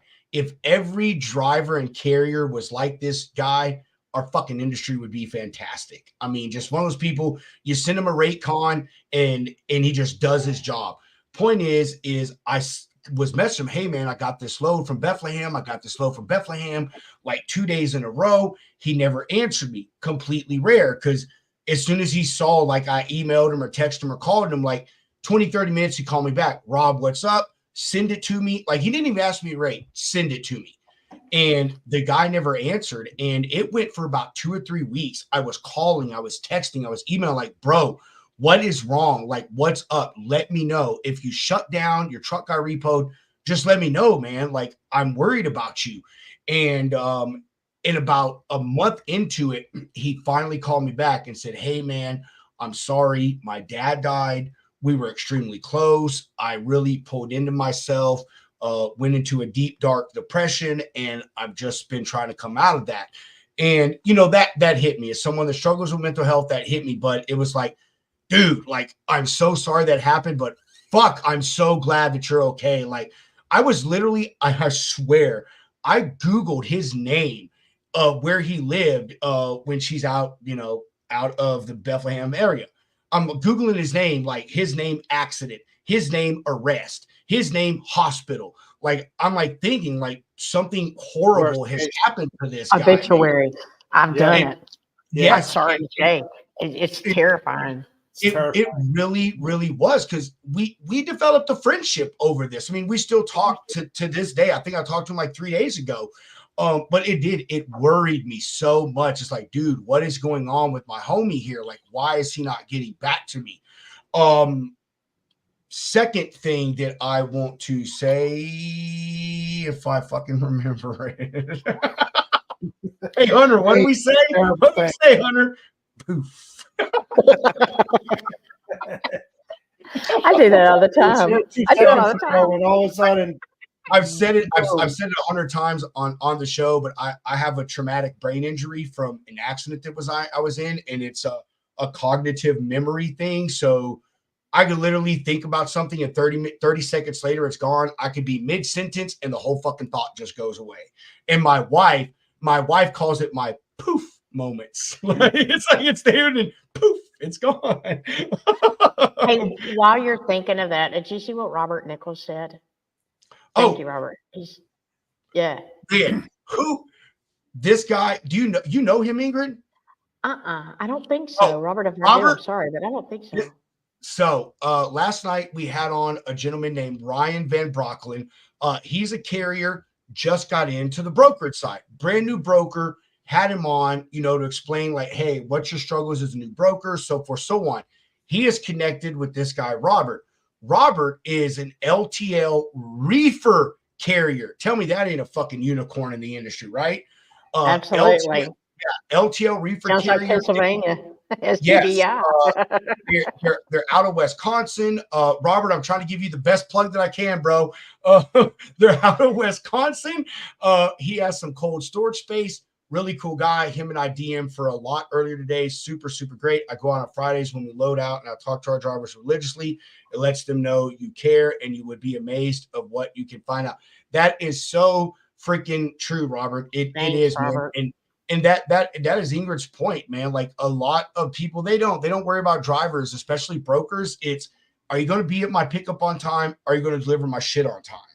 And that's really the end of it, and there's a lot of things that goes on in a driver's day that can, that you don't know about what's going on. And Ingrid said it perfectly. You don't know what their health struggle is, their mental health struggle is. Did their dog just die that day? Did you get diagnosed with freaking cancer that day? Oh, now I remember it, bro. Hey, anti-poof, reverse poof. Reverse poof. So Ingrid talked about like the driver's health stuff. Plug right here.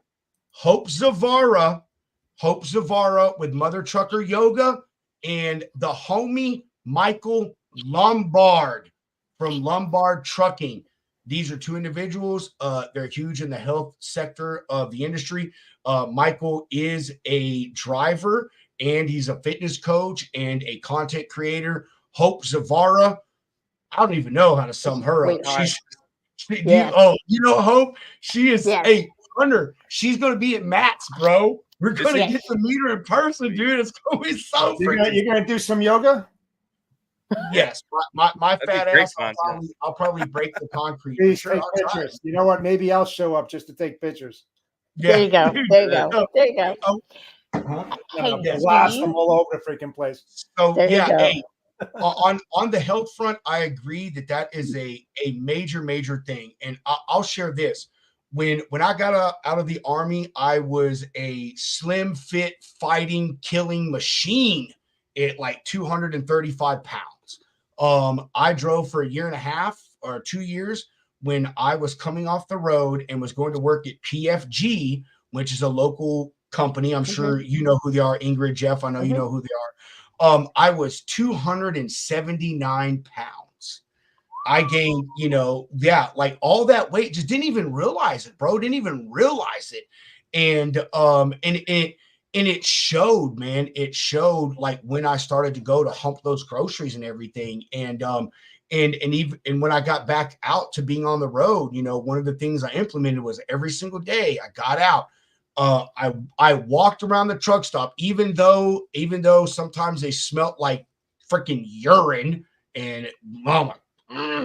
But I did. I got out of the truck and I would walk for 30 minutes every day. It does two things. A, it helps you with your health. B, it gets your ass out of your truck, breathing hopefully fresh air. But like you get to walk, and it's a mental health thing. You're getting out of that truck, you're doing stuff. One of my things is I used to, like when I park at truck stops, I would go and walk around the area around it if it was a safe place. Get completely away from anything trucking.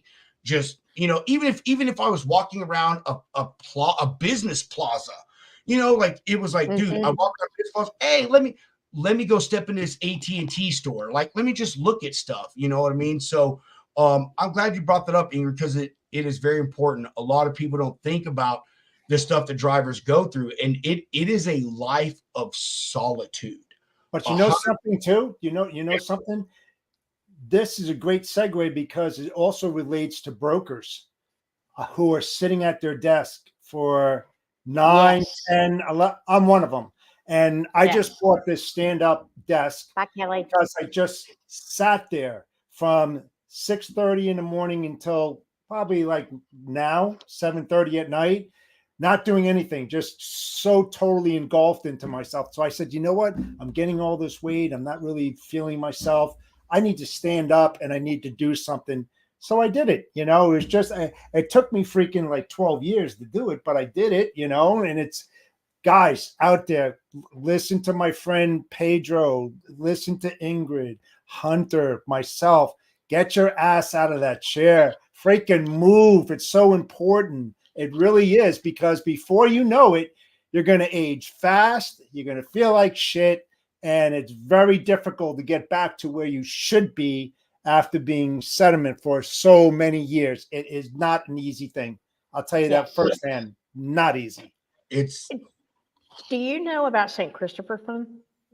yes. You know, Mhm. they have a ton of free health and wellness programs, from Rigs Against Cigs, where to help stop smoking, diabetes, the health challenge to where of losing weight, to now they have uh, is it the prostate? Health. Pre-check. Okay. The new colon pre-check is going to be able to be available before long, to where you can even do that and mail it off in the Yeah, you wherever can. you're at. Yeah. And all of this is free. Plus, you got to think about it. If a driver gets sick, they have a wreck, they have a spouse that gets sick, a parent, whoever, a child, St. Christopher goes in and helps pay medical bills. And not medical bills. Let me back up. I'll get in trouble for saying medical. Let me say it. House payments, rent, electric bills, insurance, and car payments, so that you don't lose your insurance, your way to go, a roof over your head, and turning your lights off. So, and all of that is just by submitting an application. But you're these places like that, and it's all donation, and they have Dr. John is on 24 hours a day. They have telehealth, whatever, and all of that's free. In- Free. Ingrid, we Yes. want you to hook us up with them. Hook us up with them. I just happen to know how to do that. I'm dead serious. Hey, I'm talking to someone right now about, there is and I was waiting to say it, but since we're talking about it, I'm going to say it right now. It isn't solidified, but I'm trying.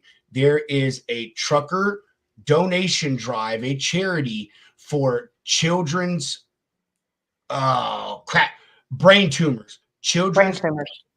Yes, they posted in my Facebook group. I am emailing them right now. We are actually trying to get them on the show because they have a huge event going on mid-March, and we want to drive some stuff to them. We have done stuff with Truck Drivers Charity of America. They're about mental health. Love those freaking people. Hunter, we actually got to get back in touch with them, bro, so we can have them back on the show. Yeah. Ingrid, seriously, hook us up with them. Like that, the lounge is about everything. It is about everything. Shannon Courier. You'll find Sharon Courier on. I just posted a post about her the other day, Okay. and you'll find it on there. But I mean, it's just. I mean, it doesn't get it to enough drivers to where drivers don't realize that they can get some help and some relief, and help and relief to take care of their family when they get sick or they're out of the truck. So awesome, because I'm telling you, they have been amazing. That's great. Hey, here's a question I had from like the very beginning of the show, and even though I didn't forget it, I couldn't find a segue into it. So, as someone who is a Texan, beef is fucking huge down here. I used to do a lot of freight in West Texas. A lot of drivers, we talk about bull haulers. If you're a driver out there, you have been at one point in your driving career passed by a bull hauler like your fucking doors are about to fly off. All right, 85 miles an hour. DOT is on their bumper, like they're trailing them. No lights, like they're escorting this truck almost. I have heard, and they pass through the scales. I literally would see bull haulers all the time, and pork haulers, just like fly by the scales, like fucking nothing, like it was nothing. Hey, and so the rumors that I have heard, and you kind of touched on it, and it completely makes sense to me, but maybe you can add some clarification, is that because of the cargo that they're hauling, and how precious it is to get them in and out of the vehicle and not to cause stress to the animal, all these things like that, that like ag drivers, which is, you know, what bull haulers and pork haulers are under, like operate under a different set of like hours of service and Absolutely. weight, all these things like that. True. Could you touch on that, Ingrid? Because it's Mhm. really something I've always wanted to know. Yeah, absolutely. And I'll tell you, when they did change the hours of service, I was working with Tony Justice and Andrea Marks with Trucker Nation, and we were the ones that part of our proposal got put into the hours of service. So here's this. When you look at an ag exemption, which is livestock and as well as some produce, as long as it's not altered, which means it can be picked off the vine, but it can't be anything changed in form. What it is an ag exemption or ag hours of service is 150-mile air radius. That equals to 172.6 miles road mileage. Okay, so it's not 150 road miles; it's 172.6. Now with livestock, that means that they have it on each end. When they get loaded, as soon as they get loaded, and that starts at their first pickup, say they're doing cell barns. The first cell barn, it's 172.6, and it's like a bubble. So they can stay in that bubble. They can do whatever, however long in that, and they're literally doing PC. Once they come out of that bubble, then they can run their 11 hours. And the thing is when they get to the other end, once they hit that bubble at the other end and start back into the bubble at 172.6 miles away from their delivery, then they get that other 172.6 miles. So they have 172.6 on each end, but they still have to go by the 11 hours without the 30-minute break. They are exempt from a 30-minute break, kind of like an oversized or a permit load. So they don't have that. Yes, That's they cool. also, a permitted load, oversized, doesn't have a 30-minute break as well. So they do not have the 30-minute break, which we all know. I mean, they stop and check cattle all the time. I mean, it's a known fact that, just because they're pulling a cow trailer doesn't mean they're an outlaw. Okay. It's just, that's the old term and the old cowboy way. But if you really watch, and so most of this stuff is based upon being able to run your 11, but you still have that 172.6 on each end loaded. But here's the thing too, because I used to haul my own horses 3 at a time with my rig. And Really? Because I had horses. That's why I'm the cowboy. Come on now, get on. No, but they call it a pinch test. And you have to do a pinch test with livestock to see whether or not they're dehydrated. It's just like pulp test, on when you're doing produce and everything like that. If it's not a certain temperature, they can basically turn away the load. Well, you got to make sure that if you pick up livestock healthy, they have to be just as healthy on the receiving end when they're received. So you have to do just a quick pinch. And if the skin sticks up and doesn't go back down, that means they're dehydrated. They need water. You got to feed them. You have to keep them nourished, and I did it. I mean, I used to stop, believe it or not, I used to stop in liquor stores, pick up 3 cases of Bush because of hops and barley. It's great for horses. And I used to, I'm telling you, swear to God, we used to pour cases into their water jug, and they would do a case at a time. I'm not kidding you. All of Jeff's horses are in AA. I swear to God. And it's I doubt they've taken their first step. yeah.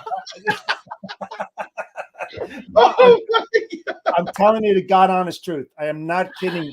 I know. And I believe I you, brother. spoke to my vet. Listen, Cows are vet bills are very, very expensive. Vet bills are very, cows. very expensive with equine. And I called up my vet and I said, I did the pinch test. And then he goes, stop at a liquor store, pick up 4 cases, the bud or whatever, and pour it in. That stuff is great for him. And I did it. And I'll tell you what.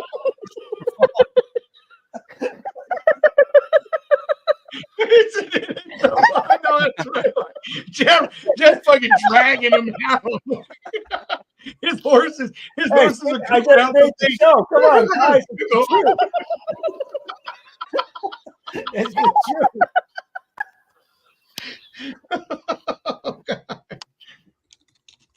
I'm telling you. Absolutely the truth. Absolutely the truth. Those Excuse babies me. shut that down like in 3 minutes, a whole case, just boom. Oh gosh, they actually are weighed now, and now they have what they call shrink. Of course, is in your transit time that they do lose body fat, and then when they get to the other end and they weigh them, then of course that shrink is factored in onto the purchase price type deal. Yeah. So, Yep. God, That's, Jeff, you just made my day. I know.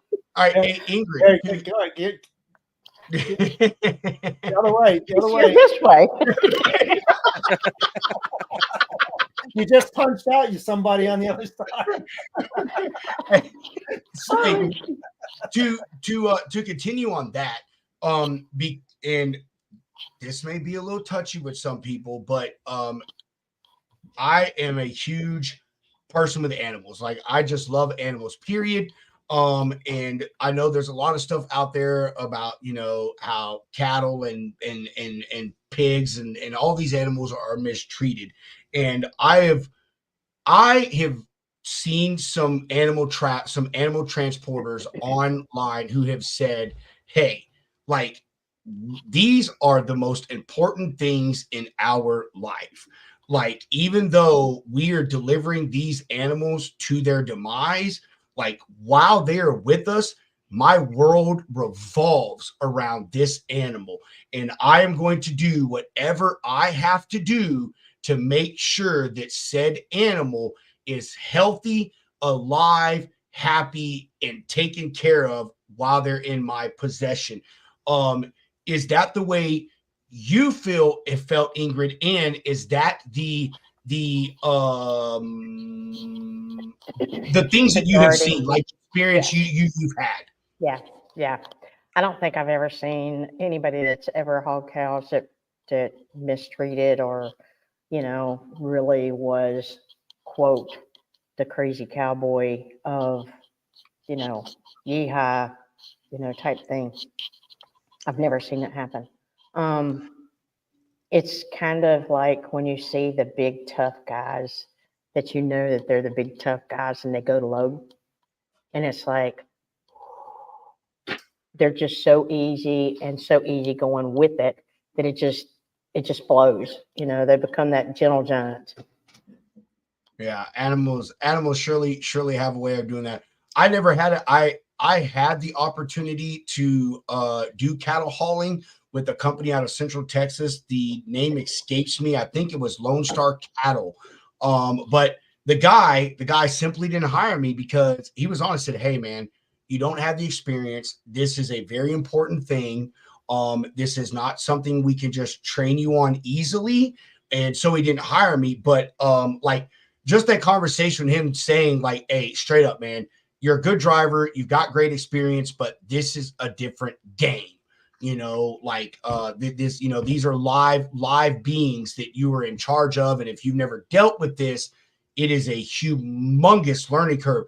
Same thing with horses. I applied to a company that did equine transportation because a buddy had said, hey man, like, my brother works for them, give them a call. And I did. And they said, hey, even though we know so-and-so, he does currently work for us, he just gave you a reference, you have never done animal transportation. And these were obviously the horses. big deal. You know, these are people paying thousands and thousands of fucking Oh, yeah. dollars for an animal. Yeah. You know what I mean? And, Oh, and yeah. this wasn't traditional semi. These were the guys with the Freightliner crew cab pickup truck style things. You know what Right. I mean? Hauling stuff. So I've always had a respect for them, man. I really have. As a reefer driver, I used to do a ton of beef. JBS, the Swift Company, you know, Cactus Beef. I used to do a ton of these loads. Oh, yeah. And Go to I Dalhart and all up in there. yeah, you know, all these haulers coming in, you know, all the time, consistently, you know, and they were a different breed. And I will say that they were some pretty arrogant truckers. Like they really were. Like they were like, hey, listen, dude, you're freaking hauling around the mayor. I'm hauling the president. You know what I mean? Like, It's a prestigious thing. That's the best part of it. That's the best part. it's great. Ingrid, I don't know how much time you have left, but I want to touch on something and do a little bit of personal stuff towards you, if I may, because I don't think that people understand how freaking awesome that you are. So, first thing I want to know is, where the hell do y'all get all these badass trucks from, man? Like, dude, these things are absolutely ridiculous. Those are the awesome plate of fleeners right there. And I actually got that truck. Kyle built it for me. That was after I sold my truck, my blue and cream truck. And they're just custom made trucks, I guess. Is that's in Alaska. You just passed over there. Gosh, you're getting some crazy pictures there. I don't know how I told you, I went through all of your stuff, Ingrid. Oh, I love this. There's stuff. my daddy. That's who got me into this. I went and delivered a load with a day cab in the caves.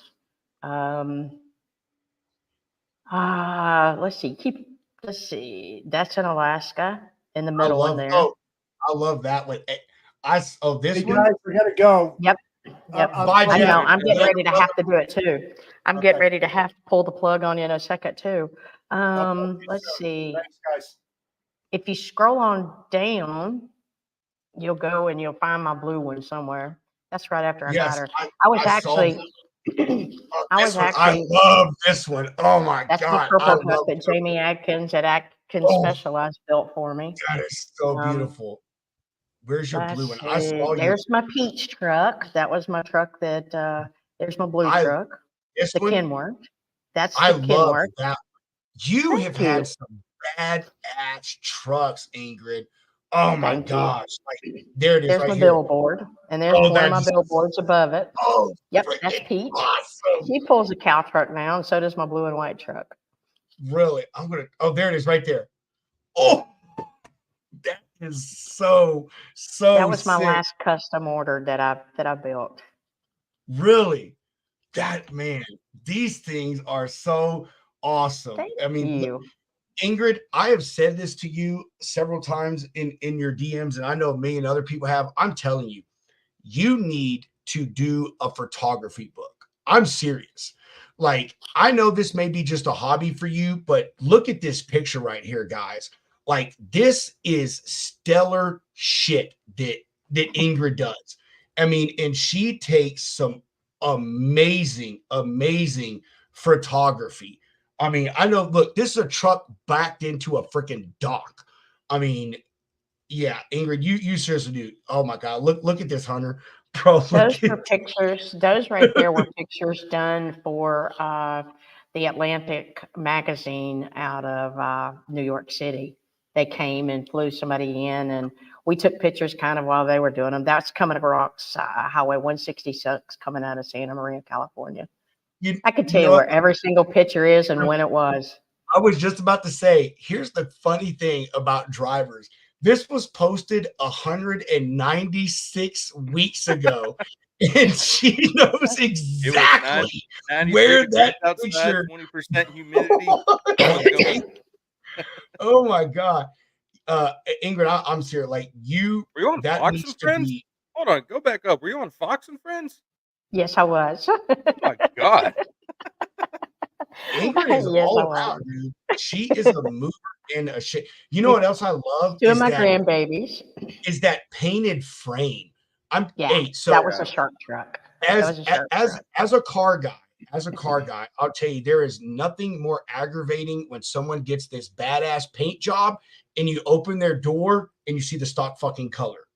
Oh yeah, yeah. Frame No, frame that's paint jobs are the exact same thing. Like if you're doing a custom job on your truck and you're going to do it to the level of frame paint, I think like to me that shows like yeah. I feel I do. I don't know what it is about frame paint. Like it is just something to me that says this person cares about their truck.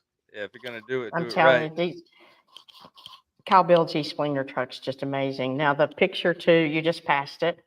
Up to your left with the blue and cream.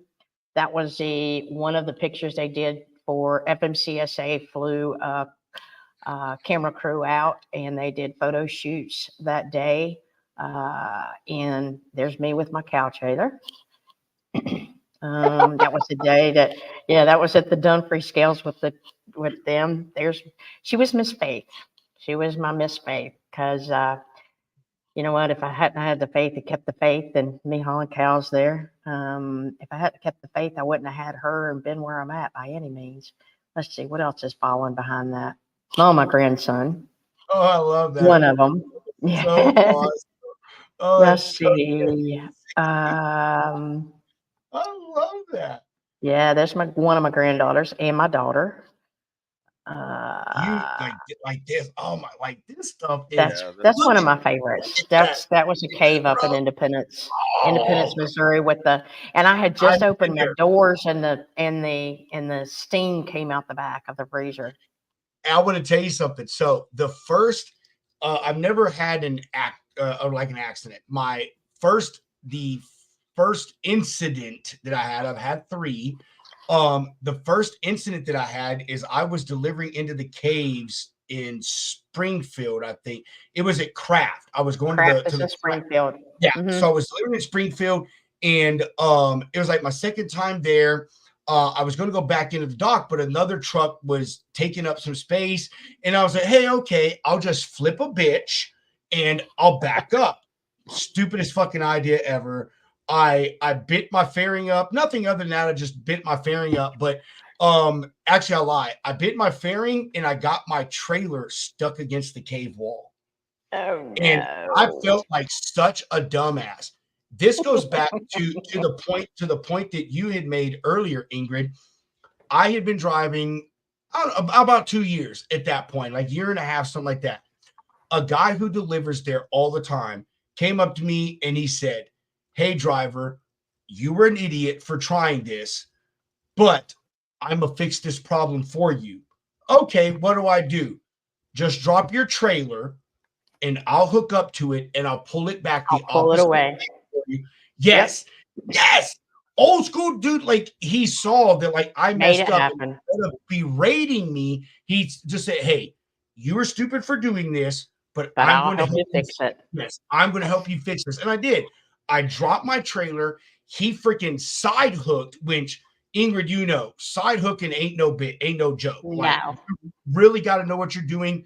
For all y'all out there watching, side hooking is one of the most dangerous things to do because you run an extremely high risk of tipping your trailer over. It really takes precision to side hook a trailer. So he side hooked and it did, pulled it away for me and even helped me back into the dock and said, hey man, like, Love it. I know you think you had enough space, but when you're going to do something like that in these caves, you don't do it when you're coming around a corner. And that was my thought. Oh, it's a corner turn. The docks are right in front of me. I got plenty of room. But anyway, point is that driver took his time to teach me something, that anyone else would have done. Been mean to me. Depends on how many toothpicks they have chewed on. That's true. That's so true. But I just want to highlight this though. I told you, Ingrid, I scrolled through all of your social media Oh my and like gosh. stuff like this. Look at this, That's Hunter. in my Like, drive. That's in my tell driveway. me, This lady does not need to put out a trucking photography book. Oh, I'd buy it. I would too. Well, you know what? I need to do it, I guess. I need to do it. But Ingrid, you do. Like, I mean, just your Instagram photos. that's Like, my house too. man, Yeah. that Thanks. is like, this stuff is amazing. I mean, even something as simple as this. Look at that. Look how fucking cool that is, dude. Like, Ingrid, I know that you just do this is to do content or whatever, but you're very talented, bro. Look at that shit. Like, That was Ingrid, I'm hauling. serious. That was really while we were hauling wildfire relief to Oklahoma and Kansas. Wow, you just got them all. Yeah. Well, I hate to Yes. tell you this, but I'm getting ready to get locked out. That's fine. You go ahead and get off. We just appreciate you Listen. coming. Look here. Look.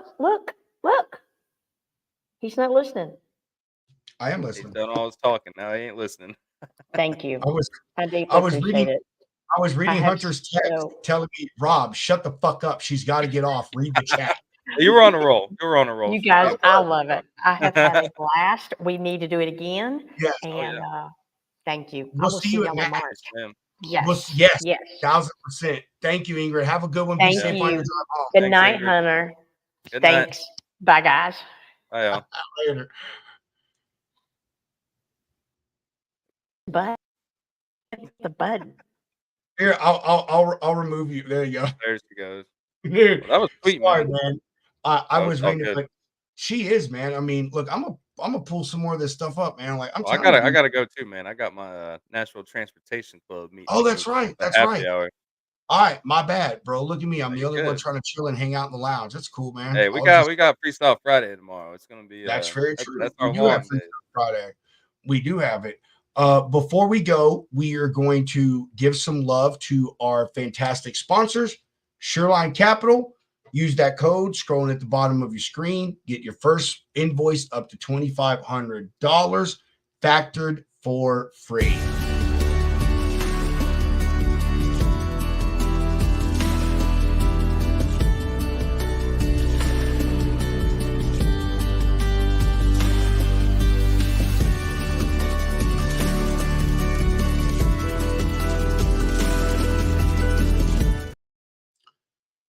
One thing that you shouldn't have to really worry about is your access to accurate data when it comes to getting your freight rates. And no other place is going to ensure that you get the most up-to-date, accurate data than Lane Runner. Make sure you go and you sign up. You use that code scrolling at the bottom of your screen. It's self-freaking explanatory on what you're going to get when you use the code. Welcome to the future of trucking with Lane Runner. Up to the minute, trustworthy spot market freight rates. Experience real-time, full truckload spot market rates at your fingertips. Stay ahead with our advanced rate alert system, ensuring you never miss a market move. Gain insights with our detailed high and low paying lane reports. Make informed decisions with comprehensive market reports tailored for your business needs. Lane Runner. Accurate, real-time spot market freight rates at your fingertips. Efficiency, reliability, and profitability all in one platform. Join Lane Runner today and take your logistics to the next level. Spot market, spot on. All right. Hunter, do you have any closing comments, my brother? Yeah. If y'all didn't hear, we are going to Matt's, the Mid-America Trucking Show. The Logistics Lounge will be there at the end of March. But yeah, dude, Ingrid, she rocks. Like 5 million miles, and on top of everything else she's done, dude, we got to get her back on. For sure. Hell yeah, we do, man. No freaking doubt. I was so glad she was able to join us. I didn't think she was going to make it. I know. I was like, so man, crap, she's not going to be able to make it. But I understand, man. If you go scroll through her LinkedIn, she's involved in so many different things. It would be understandable. Man, super cool to connect with her and actually talk to her. Really, really amazing guest, Hunter. I can't wait to meet all these people in person at freaking Max. Like, it is going to be so sick, dude. So freaking sick, man. That's going to be awesome. I can't with all that said, we are going to bid adieu. Make sure y'all tune in tomorrow for Freestyle Friday. We have Miss Janelle on. She's going to talk a little bit about some accounting and the way that some of you folks out there, whether you're a broker or a carrier, need to be going about that. I promise it will not be boring. We're going to make it as interesting as we can. We're going to do a little bit of drinking, do some chilling. If y'all are watching, you want to come on the show tomorrow, let us know. We'll drop y'all a link. We'll be glad to have y'all on. And as I always say, chunk the deuces. Mr. Hound, roll that beautiful bean footage.